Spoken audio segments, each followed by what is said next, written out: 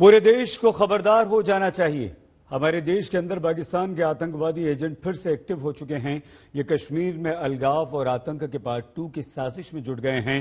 ये पाकिस्तान में बैठे आतंकी आकाओं से ऑर्डर ले रहे हैं और हमारे देश भारत में खून बहाने के प्लान को अंजाम देने में जुटे हुए हैं। पुलवामा हमले की बरसी पर जम्मू में ऐसे ही बड़े हमले की साजिश हुई जिसे हमारे सुरक्षा बलों की मुस्तैदी से नाकाम कर दिया गया। इस बड़ी साजिश की एक एक परत अब खुल चुकी है। कैसे चंडीगढ़ में कश्मीरी स्टूडेंट को पाकिस्तान से मैसेज आया और कैसे वो जम्मू में आईईडी प्लांट करते हुए पकड़ा गया, इस साजिश की पूरी कहानी अब सामने आ चुकी है।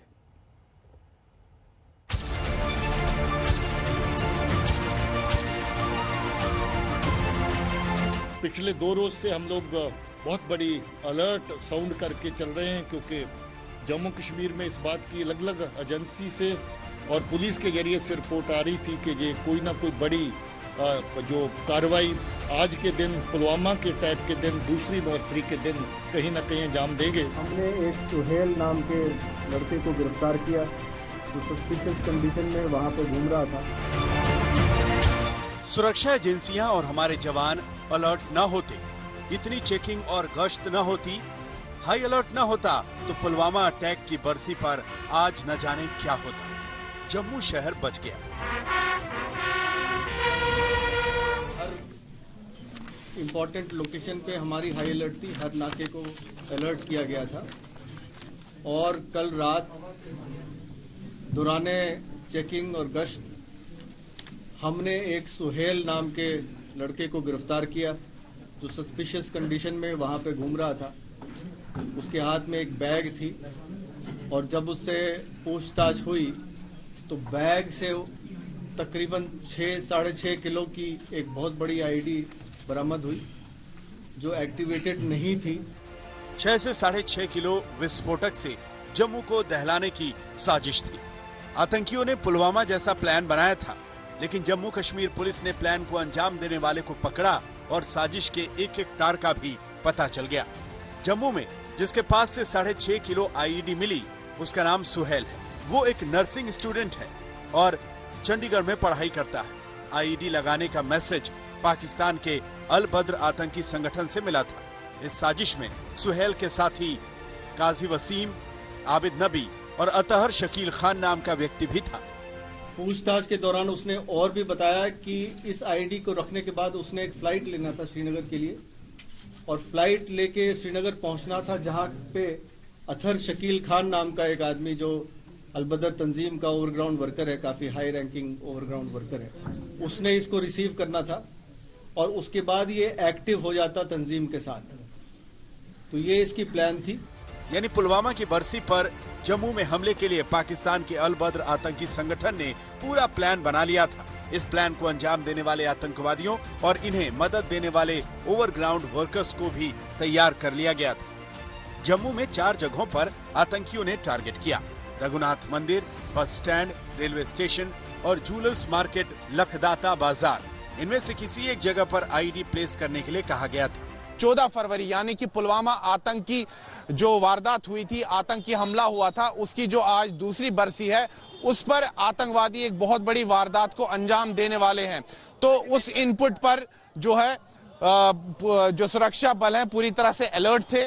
तो जो अपने जो इनपुट्स आए थे सुरक्षा बलों को, उसके आधार पर सुरक्षा बलों ने पूरे जम्मू शहर में जो है छानबीन की, तलाशी अभियान चलाया और उसके बाद जम्मू बस स्टैंड के पास 6.5 किलो वजन की जो है एक आईडी बरामद हुई और जो मुख्य टारगेट था, जो मुख्य निशाना था, वो जम्मू का ऐतिहासिक रघुनाथ मंदिर था। ये बहुत बड़ी साजिश थी जिससे जम्मू शहर बाल बाल बच गया। लेकिन बात सिर्फ जम्मू की ही नहीं है। पाकिस्तान की आतंकी साजिश के निशाने पर दिल्ली और एनएसए अजीत डोभाल भी थे।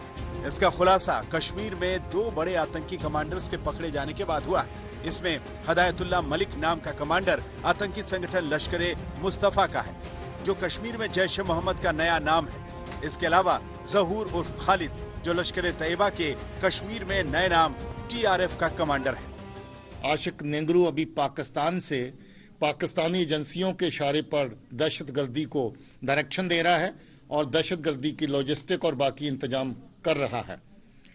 इसके साथ साथ इस आतंकी को जो पाकिस्तान में हैंडल करने वाला आदमी है, जिसको अलियास डॉक्टर के नाम से जानते हैं, उसके कहने पर यह बंदा दिल्ली भी जाता है और दिल्ली में जाकर के हमारे एनएसए साहब अजीत डोवल साहब के जो जहां पर ऑफिस है उन एरिया की रैकी करता है, फिल्म बनाता है और वो फिल्म बना के पाकिस्तान अपने हैंडलर को भेजी जाती है। पाकिस्तान के निशाने पर हाल में एक्टिव हुए लश्कर और जैश के नए नाम वाले संगठनों के नेटवर्क को बेनकाब कर दिया गया और दोनों के कमांडर्स पकड़े गए। इन्हीं के नेटवर्क का इस्तेमाल करके पाकिस्तान सीमा पर सुरंगों और ड्रोन के जरिए कश्मीर में हथियार भेजता है। इसके अलावा आतंकी हमले करने वाला नेटवर्क तैयार करता है। सुनील जी भट्ट, जम्मू, आज तक। जब हमारा देश पुलवामा में शहीद जवानों को याद कर रहा था तो पाकिस्तान के आतंकवादी एजेंट पुलवामा पार्ट 2 की साजिश में जुटे हुए थे। लेकिन भारत का खून बहाने की सोच रखने वाले इन लोगों को पुलवामा के बाद भारत का बदला जरूर याद रखना चाहिए। भारत पुलवामा को कभी भूला नहीं, न ही पुलवामा के गुनाहगारों को भारत ने कभी माफ किया है।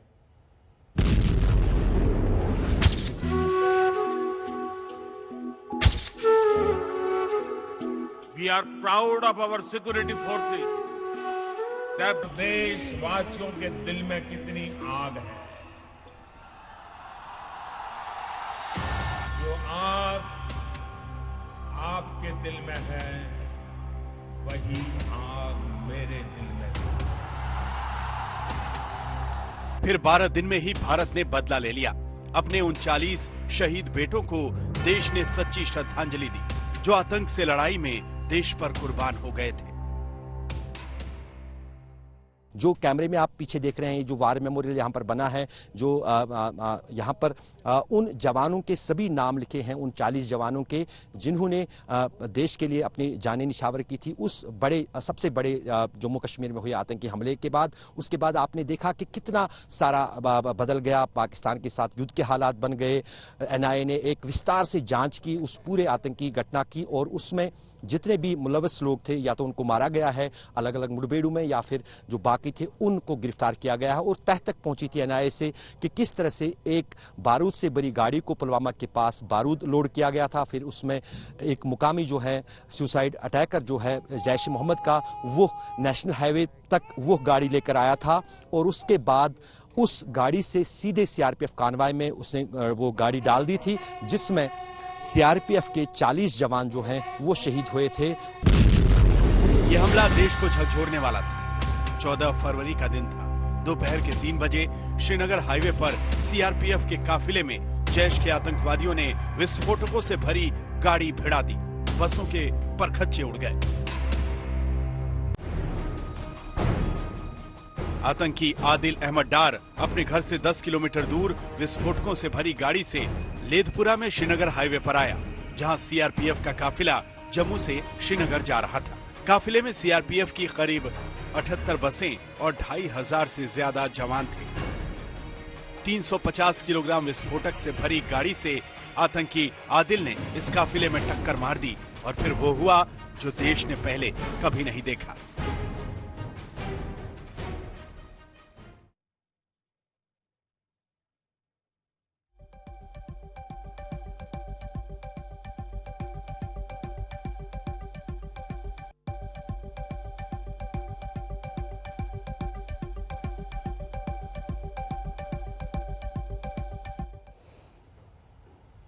दो साल से पाकिस्तान बेचैन है। 2 साल से कश्मीर में पाकिस्तान के एजेंट्स बेचैन हैं। इन्हें कश्मीर में सिर्फ हिंसा, आतंक और खून खराबा अच्छा लगता है। इन्हें कश्मीर में अमन शांति लौटता सुकून बहुत चुभता है। ये बेचैन इसलिए हैं क्योंकि कश्मीर अब नई करवट ले चुका है। नए कश्मीर में भारत ने विश्वास और विकास के साथ वही जन्नत फिर से लौटा दी है जिसके लिए कश्मीर जाना जाता है। आतंकवाद से सबसे ज्यादा प्रभावित दक्षिण कश्मीर रहा है और इसी दक्षिण कश्मीर में शोपियां है, जहां सेना आतंकवादियों को ऑल आउट कर रही है तो आम कश्मीरियों को अपनी खुद की पहचान देने में सेना मदद भी कर रही है। नए कश्मीर के इन सपनों को पूरा होने से अब कोई नहीं रोक सकता।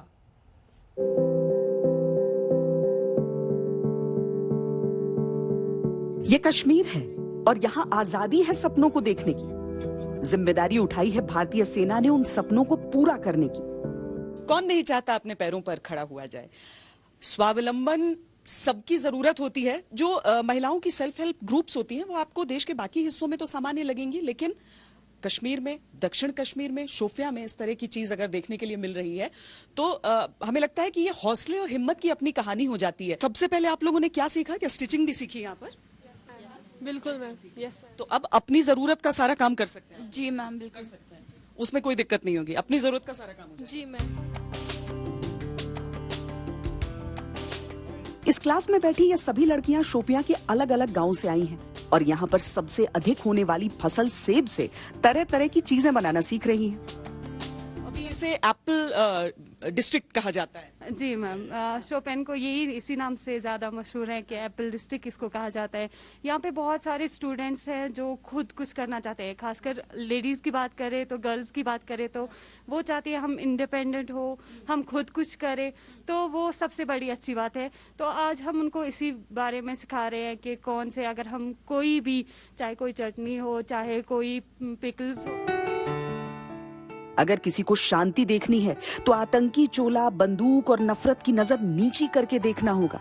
यहाँ तरक्की की क्यारियां हैं, हाथों में हुनर है और उस हुनर पर भरोसा भी है। अगर छोटी इंडस्ट्री है या उसमें आप कुछ बनाना चाहते हैं, आप 1 घंटे में 50 से 60 किलो पल्प, उससे कितनी कीमत है इसमें?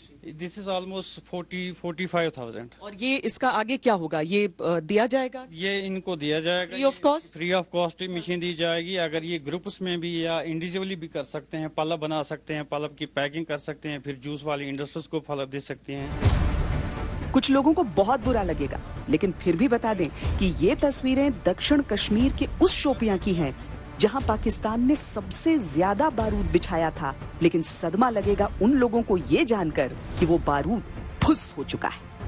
एक हाथ बढ़ाया गया है आरआर के द्वारा और दूसरा हाथ इन लोगों ने खुद बढ़ाया है, उतनी हिम्मत दिखाई है। नैरेटिव एक तरफ होते हैं, हकीकत दूसरी तरफ। कैमरा पर्सन सैयद मोहसिन और हितेश कुमार के साथ श्वेता सिंह, शोपियां आज तक। बड़ी खबर इस वक्त आ रही है। गुजरात के मुख्यमंत्री विजय रूपाणी की तबीयत अचानक से खराब हो गई है। मुख्यमंत्री विजय रूपाणी वडोदरा के निजामपुरा में नगर निगम के चुनाव प्रचार के लिए पहुंचे थे। तभी मंच पर चक्कर आने के बाद वो गिर पड़े और उन्हें वडोदरा से हेलीकॉप्टर के जरिए अहमदाबाद लाया जा रहा है। फिलहाल उनकी तबीयत कैसी है, इस बारे में जानकारी के लिए हम आपको सीधे लिए चलते हैं अहमदाबाद। हमारी संवाददाता गोपी घांगर हमारे साथ मौजूद हैं। गोपी, क्या हुआ इस वक्त, तबीयत कैसी है, क्यों ये चक्कर आ गया, क्या जानकारी मिल पाई है गोपी? बिल्कुल सही, मैं आपको बता दूं कि मुख्यमंत्री विजय रूपाणी आज वडोदरा के निजामपुरा से लोगों को संबोधित कर रहे थे। गुजरात में 6 म्युनिसिपल कॉर्पोरेशन के चुनाव होने हैं, उसी के चुनाव का प्रचार मुख्यमंत्री वहां पे कर रहे थे। और इसी दौरान निजामपुरा में जब वो जनसभा को संबोधित कर रहे थे, उनको अचानक से चक्कर आ गया। पहले तो उनका जो बोलना है वो बहुत स्लो हो गया और उसके बाद अचानक से चक्कर आ गया। वहां पे मौजूद जो सिक्योरिटी गार्ड है, उन्होंने, आप विजुअल्स में भी देख पा रहे हैं कि पहले उन्होंने कवर किया और फिर उन्हें वहां पे जो मौजूद मेडिकल टीम है उसके जरिए जांचा गया। हालांकि फिलहाल ये बताया जा रहा है कि उनकी जो तबीयत है वो पूरी तरीके से स्वस्थ है, लेकिन उन्हें वडोदरा से हेलीकॉप्टर के जरिए अब अहमदाबाद लाया जा रहा है और अहमदाबाद के यूएन मेहता अस्पताल में उनका पूरा टेस्ट किया जाएगा। वहां पे सारे रिपोर्ट्स निकाले जाएंगे। सईद, बहुत धन्यवाद गोपी। लेकिन जैसी और जानकारी आपको मिलती है हम दोबारा आपके पास आएंगे। गोपी घांगर हमारी संवाददाता जानकारी दे रही थी। इस वक्त अहमदाबाद जा रहे हैं गुजरात के मुख्यमंत्री। हिंदुस्तान की सेना को आज एक ऐसा योद्धा मिल गया है जिसके मैदान में उतरते ही हमारे देश के दुश्मनों में खलबली मच जाएगी। भारत का स्वदेशी अर्जुन टैंक नए अवतार में पहले से भी ज्यादा अचूक निशाना साधने को तैयार है। आज प्रधानमंत्री नरेंद्र मोदी ने ऐसे 118 अर्जुन देश को सौंप दिए हैं। अर्जुन की इसी छलांग के साथ रक्षा के मामलों में भी आत्मनिर्भर भारत के संकल्प को नई शक्ति मिली है। अर्जुन को सेना के हवाले करने के लिए आज से बेहतर और कोई दिन हो ही नहीं सकता था। 2 साल पहले आज ही के दिन दुश्मनों ने हमारे देश को झकझोर कर रख दिया था। एक तरफ देश पुलवामा में शहीद होने वाले जांबाजों के शौर्य को सलाम कर रहा था, तो दूसरी तरफ देश की सेना अर्जुन जैसे योद्धा का स्वागत कर रही थी।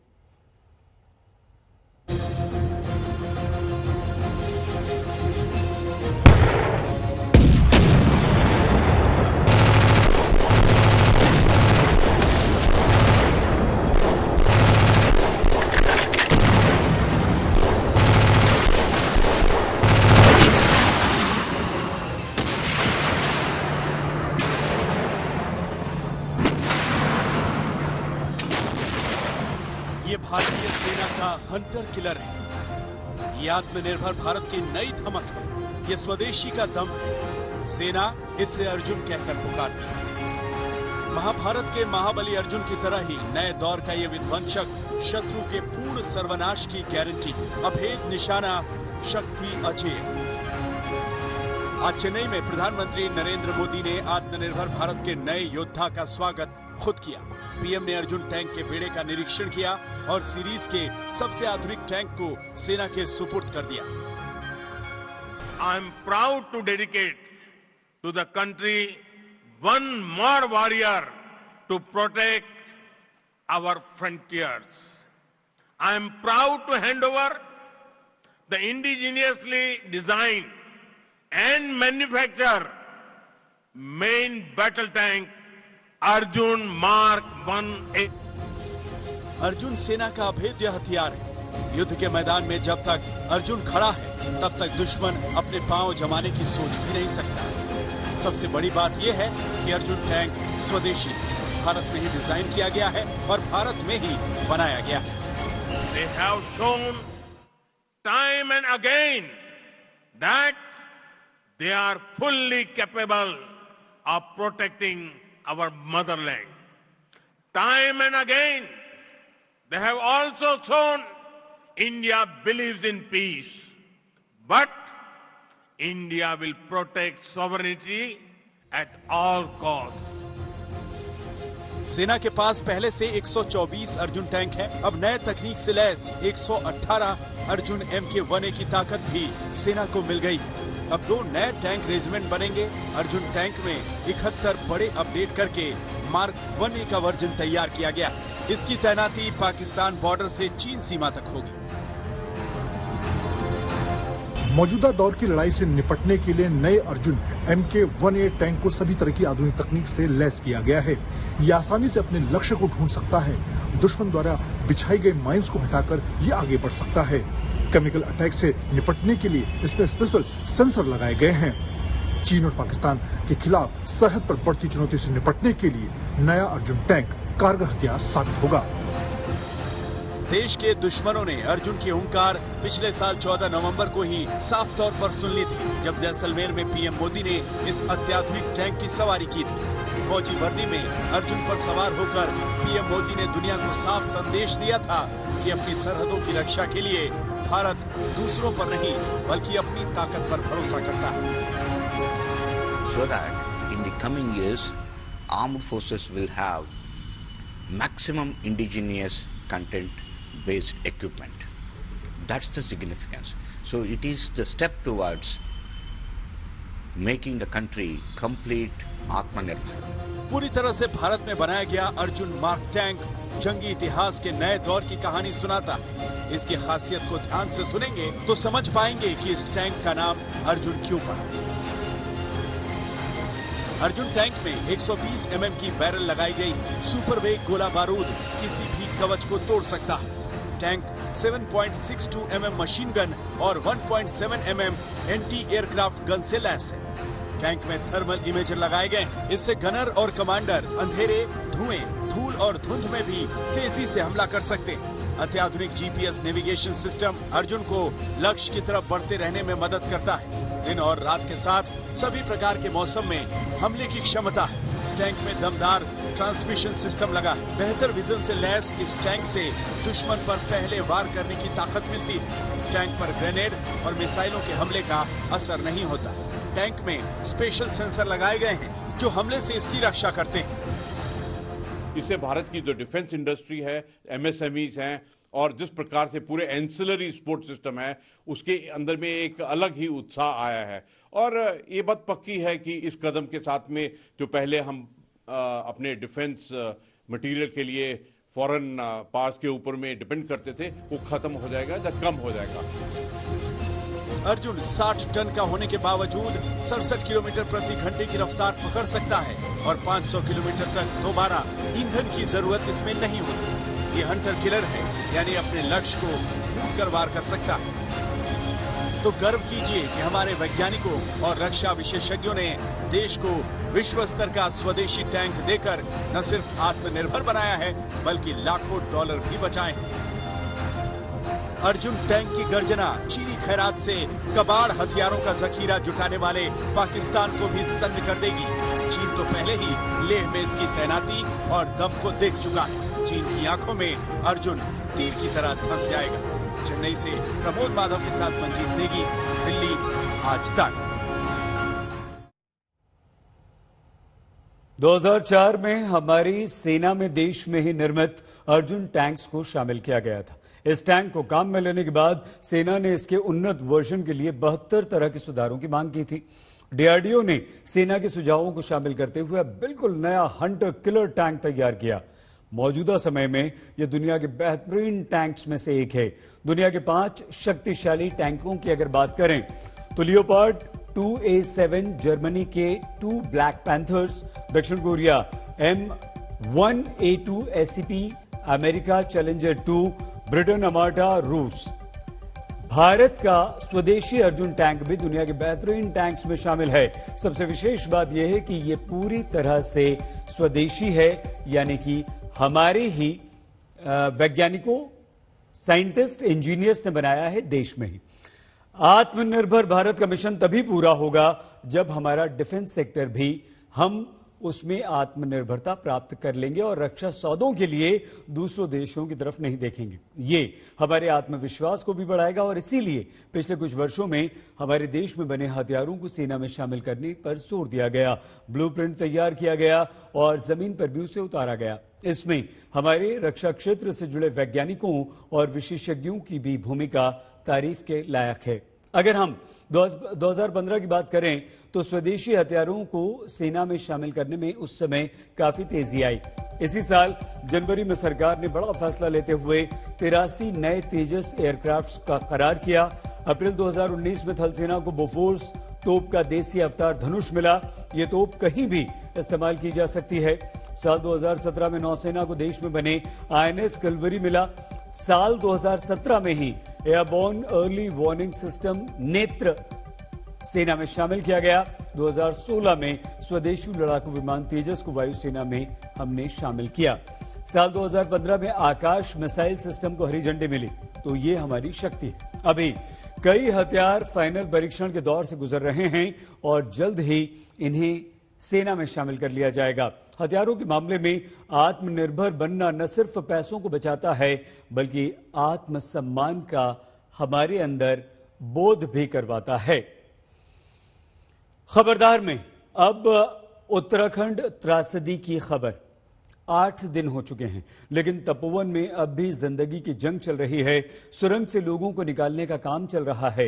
हर दिन सुरंग से लाशें निकल रही हैं। अब तक 50 शव निकाले जा चुके हैं। 160 से ज्यादा लोग अभी तक लापता हैं। रेस्क्यू में जुटी टीमें उन लोगों तक मदद पहुंचाने में जुटी हैं जिन्होंने इस कुदरती आपदा की जबरदस्त मार झेली है।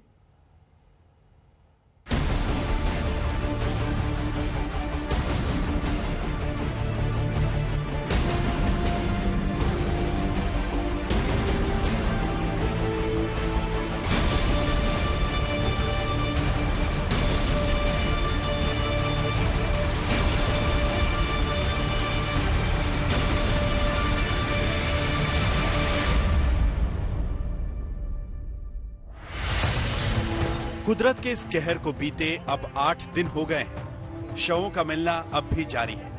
उम्मीद टूटने लगी है। दिमाग सवाल कर रहा है लेकिन दिल मान नहीं रहा। मौत की टनल में जिंदगी के सुराग तलाशे जा रहे हैं। रविवार को रेस्क्यू ऑपरेशन के दौरान तपोवन सुरंग में 11 शव बरामद हुए और एक शव रैणी गांव से बरामद हुआ। प्रशासन को 160 से ज्यादा लापता लोगों की तलाश है। अभी रेस्क्यू ऑपरेशंस पे तेजी से काम चल रहा है जिससे और भी अगर डेड या लाइव रिकवरी जो भी होनी है वो हो सके। ड्रिल की गई थी उसका क्या रहा और अभी क्या किस तरह से रेस्क्यू किया जा रहा है? उसका ड्रिल का काम तो कंप्लीट हो चुका था लेकिन फिलहाल एक्सकवेशन किया जा रहा है जिसमें से बॉडीज निकल रही है। लेकिन विनाश और बर्बादी की हालत के बीच जिंदगी की आस में जद्दोजहद जारी है। जेसीबी मशीनें दिन रात लगातार मलबे हटा रही हैं। टनल के अंदर पहले से ही ऑक्सीजन सिलेंडर रखे जाते रहे। ऐसे में लोगों के बचने की उम्मीद जिंदा है। आदमियों को बहते हुए देखा था और हम नीचे गए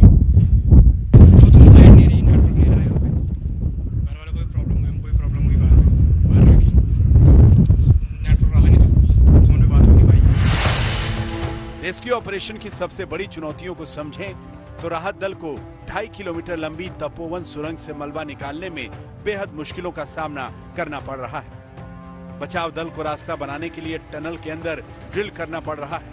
मलबा निकालते वक्त बड़े बड़े पत्थर गिर रहे हैं। टनल के अंदर सही डायरेक्शन का पता लगाना मुश्किल हो रहा है। बचाव दल को फंसे हुए लोगों की लोकेशन पता नहीं। अगर आप सामने देखेंगे तो ये वो वाला हिस्सा है जहां पर प्रोजेक्ट था, डैम बना हुआ था। सामने टनल है जिसमें से लगातार मलबा निकालने की कवायद जारी है।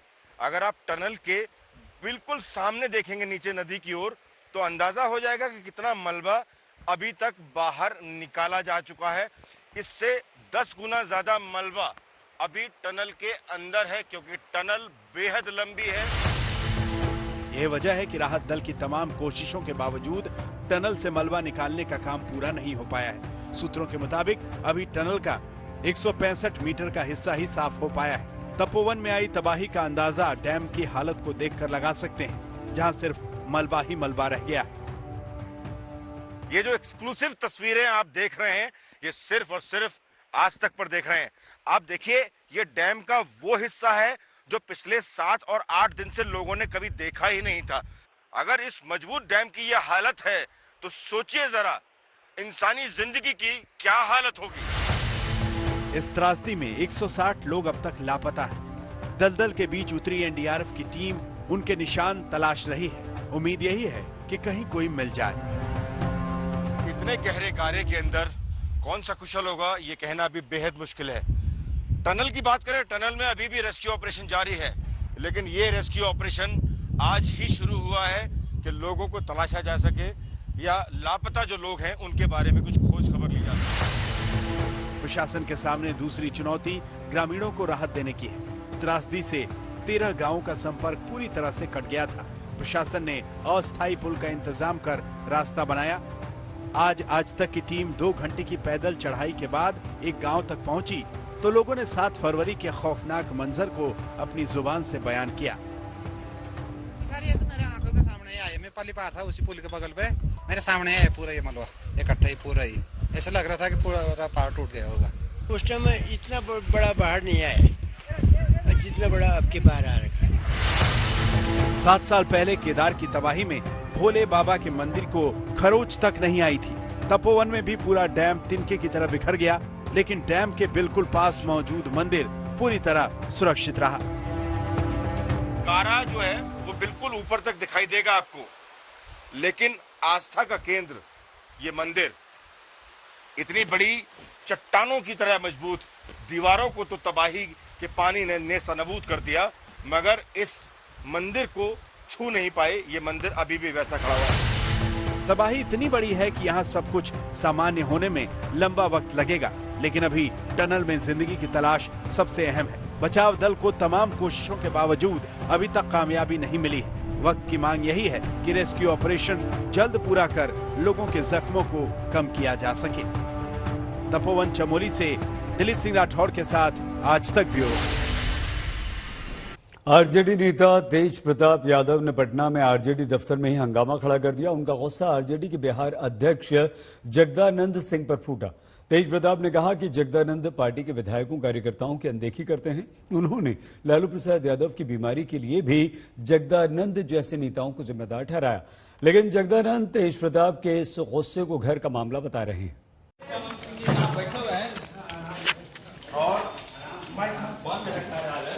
और अभी तक इन्होंने आजाद पत्र नहीं लिखा है। आप जा करके उनसे पूछिए। पार्टी के भी कुछ विधायक और नेता यह आरोप लगाते हैं कि हाँ, तो उनको मनमानी करते हैं, उन्हें आने नहीं देते हैं पार्टी। अब इनसे पूछिए, क्या लगता है? अब ये बताएंगे, हम क्या बताएंगे? हम कुछ नहीं बता सकते हैं, ये बताएंगे। हम तो 5-5 बार आए, पता नहीं जो स्लिप लगाई, जबकि हम 89 से लालू जी के ये तरीके का स्लिप हो गया। जब पिताजी थे, आदरणीय पिताजी थे, ये लोग पूरे तरीके से यही लोग हैं जो पिताजी को बीमार किए हुए हैं, जगदानंद जैसे लोग। अंदाज वैसा जैसे कोई उड़न दस्ता छापा मारने पहुंचा हो। तेवर ऐसा कि जैसे किसी को गलती करते पकड़ लिया हो। आप जा करके उनसे पूछिए। आरजेडी अध्यक्ष लालू प्रसाद यादव के बड़े बेटे तेज प्रताप यादव अपनी ही पार्टी के बिहार अध्यक्ष और कद्दावर नेता जगदानंद सिंह पर बरस रहे थे। इनके करने से पार्टी का नुकसान हुआ है। गरीब का पार्टी है, गरीब का। आज भी गरीब साथ में है। पूरे देश भर का जितना गरीब है वो आज भी आदरणीय श्री लालू प्रसाद यादव जी की जो विचारधारा है उसके साथ है पूरे तरीके से। आप खुद देखिए, आप जाकर के यहाँ पे जो आएगा अपॉइंटमेंट लेके आएगा। ये आम जनता का पार्टी है, आम जनता का। यहाँ कोई भी आ सकता है। अब तक आपने तेज प्रताप के गुस्से की 2 वजहें तो उनसे सुन ही ली। पहली ये कि आरजेडी अध्यक्ष लालू प्रसाद यादव की जेल से रिहाई के कैंपेन के तहत जिस आजाद पत्र पर तेज प्रताप अपने नेताओं और लालू समर्थकों से दस्तखत करवा रही हैं, उस पर जगदानंद सिंह ने दस्तखत नहीं किया है। तेज प्रताप की नाराजगी की दूसरी वजह है कि कथित तौर पर आरजेडी के विधायकों और कार्यकर्ताओं को अपॉइंटमेंट लेकर जगदानंद सिंह से मिलना पड़ता है। लेकिन तेज प्रताप का गुस्सा क्यों इतना भड़का, इसकी एक और वजह उन्हीं से सुन लीजिए। रामचंद्र पूर्वे थे तब भी ऐसा होता था क्या? वो थे तो नहीं होता था। वो थे तो नहीं होता था। हम भी आते थे, वो तो हमारा स्वागत करने के लिए यहाँ पे आते थे। अध्यक्ष हो जो सबकी बातों को सुने, सबकी होना ही चाहिए, जो समाज के बीच में हो, जो नहीं बोले विधायकों की अपॉइंटमेंट लेकर के आओ। अभी हम देखिए, माननीय विधायक हैं, हम हसनपुर से विधायक हैं, अभी तक वो हमको रिसीव करने नहीं आए। तो तेज प्रताप को ये भी खल गया कि जगदानंद सिंह ने उनकी अगवानी नहीं की। पार्टी की तमाम समस्याओं के लिए तेज प्रताप ने जगदानंद को सीधे जिम्मेदार भी ठहराया। अगर लोग समाज में उनको जानते हैं, यार ये तो लालू जी के ऊपर टीका टिप्पणी करने वाला नेता है, इसी के रूप में जानते हैं। हालांकि जब तेज प्रताप हंगामा करके चले गए तब लालू के पुराने सहयोगी जगदानंद सिंह को कहना पड़ा कि सब घर की बात है, तेज प्रताप से वो बात कर लेंगे। आपसे नाराज है? हमसे कोई नाराज नहीं। उन्होंने नाराजगी जाहिर की है। उन्होंने कहा है कि आप मनमानी चला रहे हैं पार्टी में। हम किसी से नाराज हैं, आना हमसे कोई नाराज है वो आप लोगों को। उन्होंने कहा कि वो यहाँ पर आए, आप उनसे मिलने नहीं गए वहाँ पे। आप विधायकों को आने नहीं देते हैं, कब पार्टी कार्यालय में पर्चा भर के वो आते हैं, तमाम आरोप लगाए आप पर। हुआ होगा, बात कर लेंगे ना। पार्टी के भीतर की बातें आपसे नहीं ना हम कर सकते। जगदानंद सिंह को तेज प्रताप के छोटे भाई तेजस्वी यादव का करीबी माना जाता है। ऐसे में तेज प्रताप के हंगामे ने आरजेडी की फूट को उजागर कर दिया है। सुजीत गुप्ता, पटना, आज तक।